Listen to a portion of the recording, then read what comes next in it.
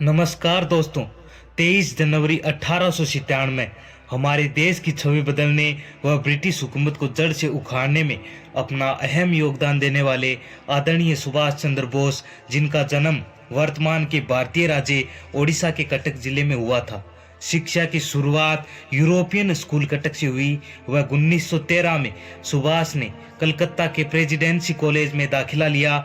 1915 में इंटरमीडिएट की परीक्षा प्रथम श्रेणी में उत्तीर्ण की। वह 1916 में नेशनल एक्टिविटीज ब्रिटिश प्रोफेसर के साथ दुर्व्यवहार के आरोप में उन्हें कॉलेज से निलंबित कर दिया गया। कॉलेज टाइम से ही इन्होंने समाज सेवा में अपना अहम योगदान दिया। वह कॉलेज में स्टूडेंट काउंसिल के हेड रहे। तभी से इनकी मजबूत लीडरशिप व नेतृत्व के दृष्टिकोण के कारण लोग उन्हें नेताजी के नाम से संबोधित करने लगे। अन्याय व अत्याचार के खिलाफ आवाज उठाने के कारण इनको कई चुनौतियों का सामना करना पड़ा।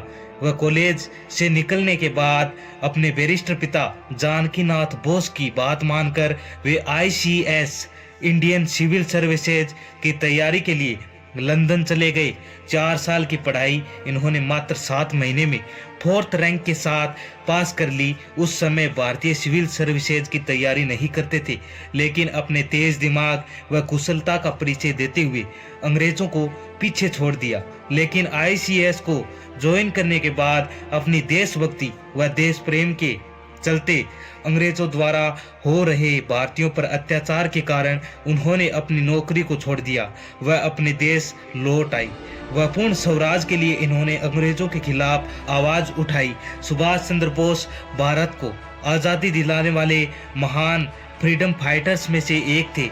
दोस्तों, कांग्रेस पार्टी से अलग होने के बाद जुलाई 1940 कलकत्ता में आंदोलन का नेतृत्व कर रहे थे, जिसके चलते ब्रिटिश सरकार ने उन्हें अरेस्ट कर लिया और जेल में डाल दिया। जेल में उन्होंने सरकार के खिलाफ भूख हड़ताल शुरू कर दी।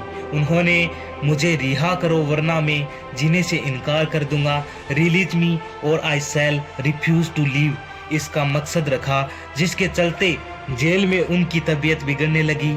इन हालातों को देखते हुए ब्रिटिश अधिकारियों ने उन्हें घर भेजने का निर्णय लिया, क्योंकि भूख हड़ताल के कारण अगर बोस की मृत्यु जेल में हो गई तो उनकी मृत्यु का कारण लोग ब्रिटिश सरकार को मानेंगे। यह सोचकर नेताजी को होम अरेस्ट पर उनके घर भेज दिया गया।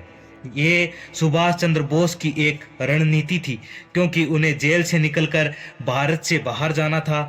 इसमें वह सफल भी रहे और फरार होने के बाद इंडिया से बाहर रहकर उन्होंने ये प्लान बनाया कि अंग्रेजों के खिलाफ देश से बाहर रहकर उनके विरुद्ध जंग छेड़ी जाए। इस मकसद में वे कामयाब भी रहे। सबसे पहले वे 16 जनवरी 1941 में अपने घर से फरार होने के बाद झारखंड राज्य के धनबाद जिले के गोमोह रेलवे स्टेशन से फ्रंटियर मेल पकड़कर वे पेशावर पहुंचे। वहां से भगत राम तलवार, रहमत खान नाम के पठान और सुभाष उनके गुंगे बहरे चाचा बने और अफगानिस्तान की राजधानी काबुल तक पहाड़ियों में पैदल चलते हुए अपना सफर पूरा किया। काबुल में सुभाष ने महीनों तक उत्तम चंद मल्होत्रा नामक एक भारतीय व्यापारी के घर में शरण ली। वहां उन्होंने पहले रूसी दूतावास में प्रवेश पाने की कोशिश की, लेकिन वहां से अपने मकसद में नाकामयाब रहे।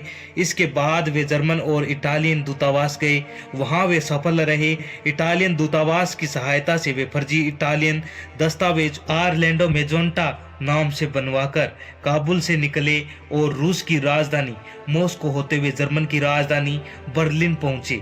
वहां से जापान जाकर उन्होंने INA Indian national army Azad Hind फौज का नेतृत्व किया। वह ब्रिटेन के खिलाफ जंग छेड़ दी। संसाधनों की कमी व प्रकृति के विपरीत परिस्थितियों के कारण उन्हें अपनी आर्मी के साथ पीछे हटना पड़ा, क्योंकि अब उनकी सहायता जापान ने भी करनी बंद कर दी थी, क्योंकि जापान पे उस वक्त अमेरिका ने अटैक कर दिया था और साथ ही जर्मनी की ओर से भी कोई मदद की आशा नहीं थी, क्योंकि सुनने में आता है कि हिटलर ने आत्महत्या कर ली है।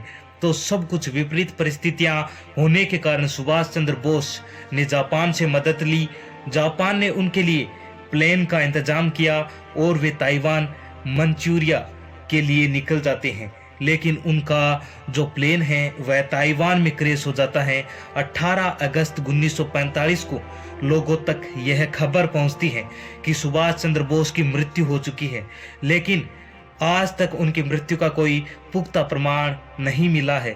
सुभाष चंद्र बोस भले ही दुनिया छोड़ चुके थे, लेकिन उन्होंने एक क्रांति की लहर अपने पीछे छोड़ दी थी, जो कि धीरे धीरे ब्रिटिश हुकूमत को जड़ से उखाड़ने में एक महत्वपूर्ण भूमिका निभाती है।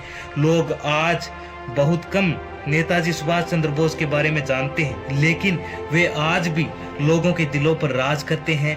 हम जो आज आज़ादी की जिंदगी जी रहे हैं, अगर सुभाष चंद्र बोस ना होते तो शायद ये मुमकिन नहीं था। आज बच्चों को इनके बारे में बहुत कम पढ़ने को और सुनने को मिलता है। मेरी आपसे गुजारिश है, हमारे इस वीडियो को प्रत्येक भारतीय तक पहुंचाया जाना चाहिए। आपके उज्जवल भविष्य की कामनाओं के साथ जय हिंद, जय भारत, धन्यवाद।